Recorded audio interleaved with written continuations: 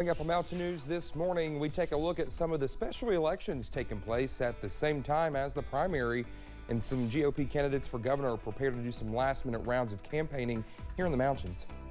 Dedicated to Eastern and Southern Kentucky, this is WYMT Mountain News This Morning. It's Monday morning. Good morning. I'm Dakota Makris. It is almost 5 o'clock here. Thanks so much for joining us this morning. Let's take it over to Brandon for a look at that forecast. And Brandon, I'm pretty sure it was just a calm, and I don't know where you are, just talking to myself. There you are. But I mean, really nothing else going on this morning. I didn't see any fog on my way in. So. Well, I did on mine. Okay. It followed me basically to work. So basically, as soon as I stepped out the door, all the way almost to Hazard, it was foggy. And I guarantee you it might be a little bit foggy out there this morning. We'll take a look here in a second. But first, some clouds on the way in. Matter of fact, I can look at our camera back there in the back on the other monitor. It's definitely foggy outside the studios this morning. And you'll see some clouds on the way in, maybe some rain chances a little bit later today. A few scattered showers and storms will again plague our conditions as we head through the first part of your day. There's the fog this morning outside the WYMT studios. It did follow me to work this morning.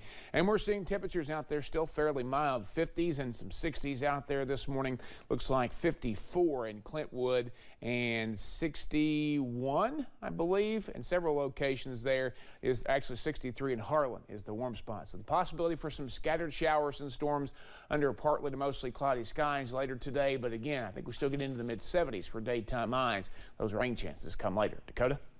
All right, Brandon, thank you. Election day is quickly approaching. All eyes are on the Republican race for governor. But as Samantha Valentino reports, there are other races to watch on Tuesday. Tuesday, Kentuckians will be on the edge of their seats waiting to learn who will emerge as the Republican nominee for governor, facing incumbent Governor Andy Beshear, who many predict will clear his primary. But the governor's race isn't the only vote we're watching. Several special elections will also take place this election day. Our very own Bill Bryan is tracking them all. Occasionally, when there is a call for a special election, and it happens very close to an upcoming primary or general election where that race wouldn't normally be on, but there's going to be a special, they will move that to the next upcoming election because you have everything in place to hold the vote. And it's happening again in this election with the wet-dry vote in Madison County. Voters in Madison County will have the opportunity to vote for county-wide alcohol sales. The city of Richmond is fully wet with bars, restaurants, and package sales. Berea only has limited restaurant sales, and the rest of the county is dry. That could soon change depending on how things go this Tuesday. Another special election will fill a Kentucky State Senate seat. Senator Ralph Alvarado has served in the state Senate, representing Kentucky's 28th district since 2015. He was recently appointed the commissioner of the Tennessee Department of Health.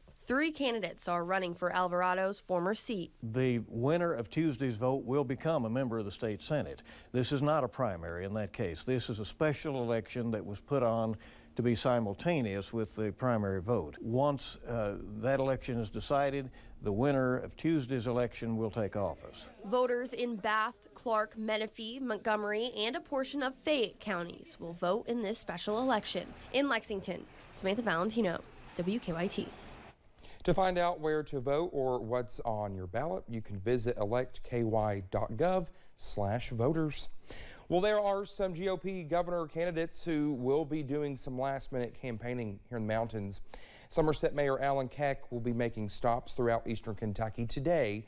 That includes London, Manchester, Jackson, and Pikeville in the first part of the day.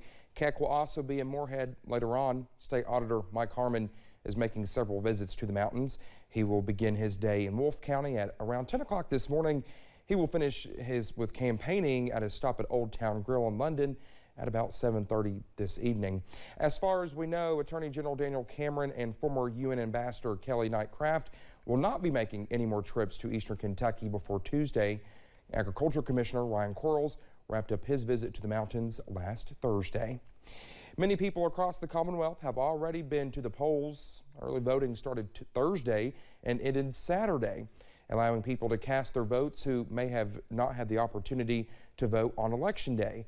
In Pike County, the county clerk says more than 200 people made it to the polls during the 3-day period. On early voting on Thursday, we had 87. On Friday, we had 105.